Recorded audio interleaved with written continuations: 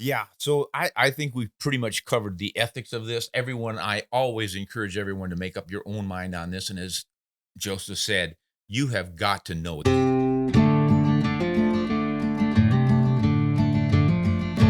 Why are you excited about new cartridges, and which ones are you picking as sort of the new standards that are going to set the table the way the 30-06 did back in 1906 and the 270 in the 1920s and 30s and 40s and 50s?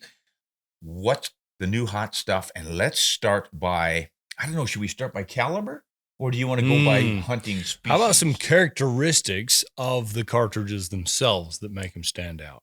Okay, let's go that route. Excuse me. For instance, we have one characteristic that pretty much spans the spectrum of all of the new modern cartridges, and that's rifling twist rate. Almost all the new stuff is twisted faster than classic cartridges. Now, why do we need that? It's because shooters are shooting farther than hunters ever have in the past, traditionally, right? Mm-hmm. Now, we had a lot of competitive shooters that shot 1,000 yards and passed clear back. I mean, as far as you can remember. Black powder era. Yeah, the Creedmoor match. Yep. You know, most people don't know the name. The 6.5 Creedmoor came from the farm, a shooting range that I think is Long now Island. Inside of New York. Yeah, it's in Long Island. New York City. Yeah, it's not in New York City, but it's on Long Island that goes off to the east. Yeah, well, I guess I'm saying it's a highly developed region now. Yeah, that used to be a place where world championship long range shooting matches were held. It's called Creedmoor. So we have the 6.5 Creedmoor. Yes. Yeah. So because shooters are reaching out further, whether they're competitive shooters in the PRS competitive circuit or hunters that want increased lethality at greater distances, they want to shoot higher bullets with higher aerodynamics, better ballistic coefficients, long, sleek bullets that are built like, a speedboat rather than Mack truck, a barge. Yeah, barge. There you go. So to shoot a bullet, well, let's back up a little bit. What achieves great aerodynamics in a bullet? Your ballistic coefficient or your drag coefficient, if you're into Doppler and so forth. It's a combination of things: a long, sleek profile, weight, right? A certain amount of weight contributes. Well, you can't shoot a really long, slender, heavy bullet without spinning it real fast. Yeah, it won't stabilize. Yeah, it's like a top that isn't spun quite fast enough. Whoop, whoop, whoop, and it falls over. Bullets that are not spun fast enough by the rifling will actually end up tumbling. And this is one of the misnomers or mistakes that people have about bullets is that it's weight. You're shooting a heavier bullet, you need faster twist. Not necessarily. It's not the weight of the bullet, it's the length. Yes. Obviously, if you use a standard lead core bullet with a jacket, and you increase the weight, you're going to increase the length. So that's why most of us just think, well, it's a heavier bullet and you need a faster twist. Sure. It's a longer bullet. It's longer, and a good example would be Barnes's 168 grain LRX bullet in a 7mm diameter. It's harder to stabilize, even though it's lighter, than a flat base, lead-tipped 175 grain Nosler partition. Sure. Right? Yep. They're both the same diameter, 7mm, but the heavier one's shorter, so it's easier to stabilize. It's a more traditional shape. So modern cartridges have faster twist rates that shoot higher BC bullets, which modern shooters want.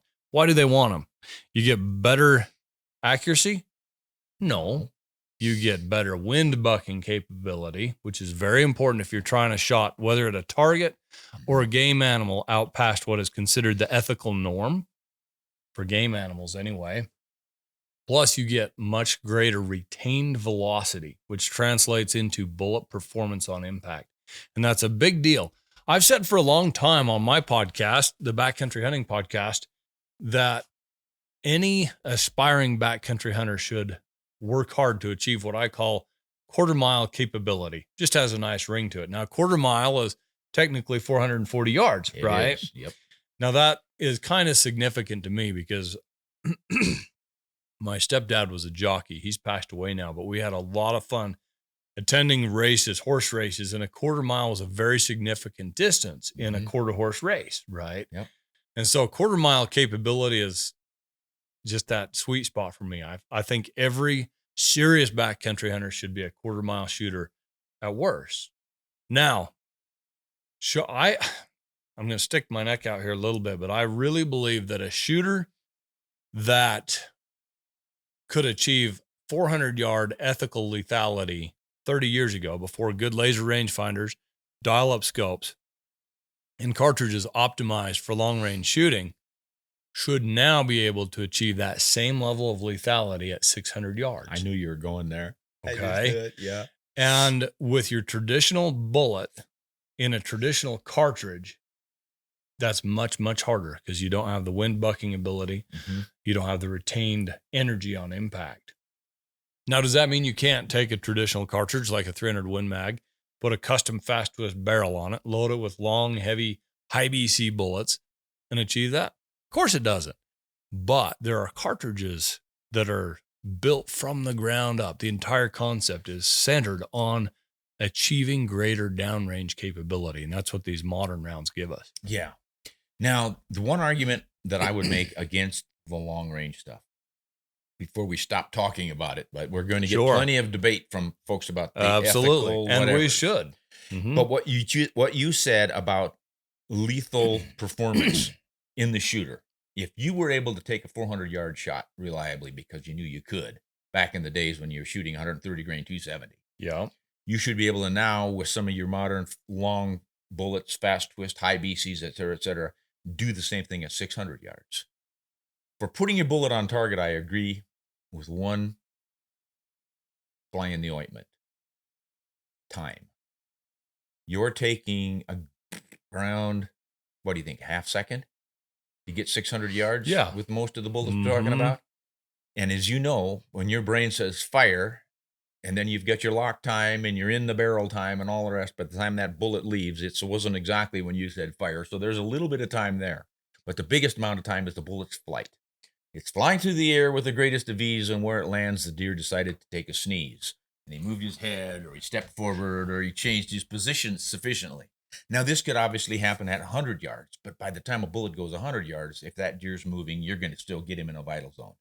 That's my one argument, strong argument against taking those longer shots, is that time of flight of the bullet. And I'm with you there, but I do have some conciliatory factors that I can just throw out there. But I do like to tell listeners and viewers that if you want to shoot long at game animals, whether long for you is 400 yards or 600 yards, or for the extremists past that, you really need to walk that walk. You need to live, eat, breathe, dream long range shooting. You can't be a part-timer. You can't have somebody else set your package up for you and have you out for a weekend shooting course and then go and start popping away at animals at 1,000 yards, because you're going to wound a lot of animals and you're going to miss a lot of animals and you're going to have a lot of frustration and heartache for you. And let's call it what it is, unethical results downrange, right?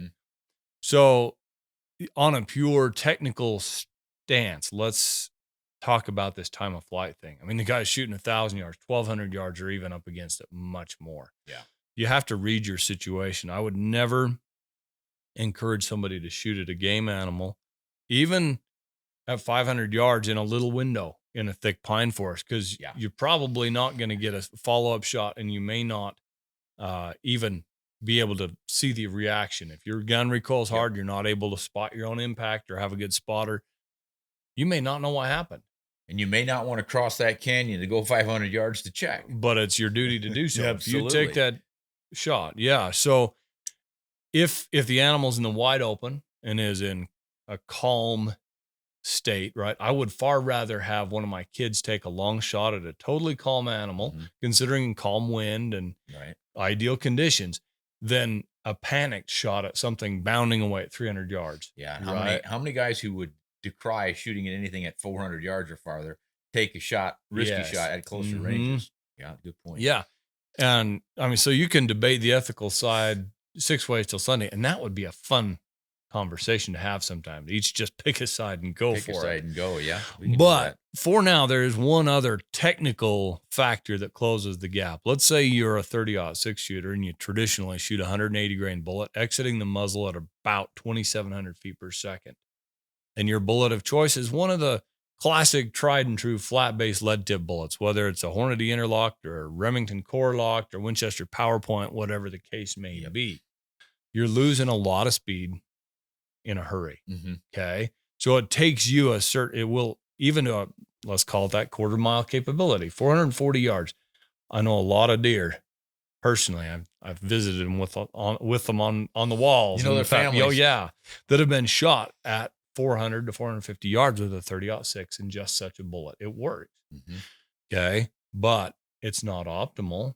If you're to take something like, let's take something speedy, one of the modern demons, 28 Nosler, mm-hmm. and run a fairly high BC 160 grain type bullet out of it, going well into the 3000s, 31, 32, 100, maybe more, right? It's got the BC to hold on to that velocity, and it's starting faster.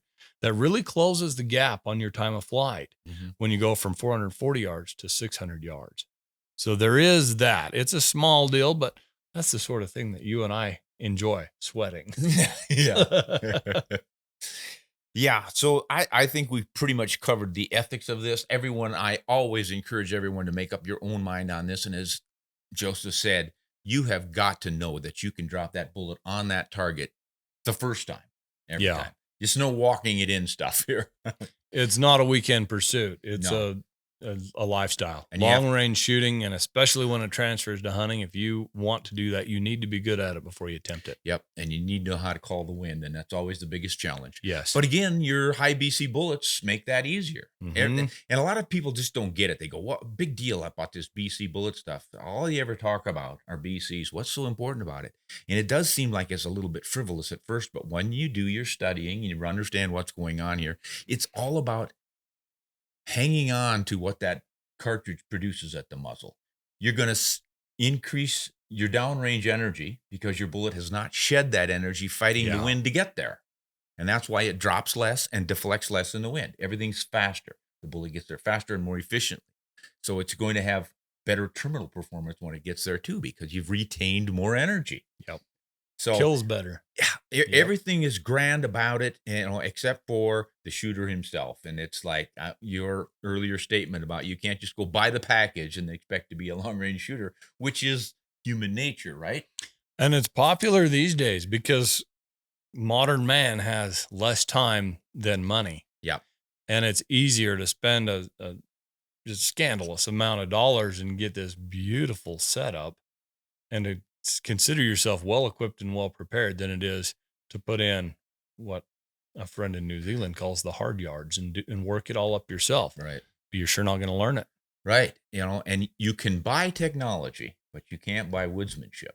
Yeah. And it's a lot easier for most people these days to buy the technology because if you're living in a typical suburban environment or in a city, you can't step out your door and go hunting for a few hours and see what the deer were doing and see what kind of tracks you can find. Yep. So it's difficult to learn that stuff. But by golly, you can get a high-tech rifle with a high-tech cartridge and a high-tech scope and a high-tech bullet and shoot a long range and make up for what you can't do in the woods.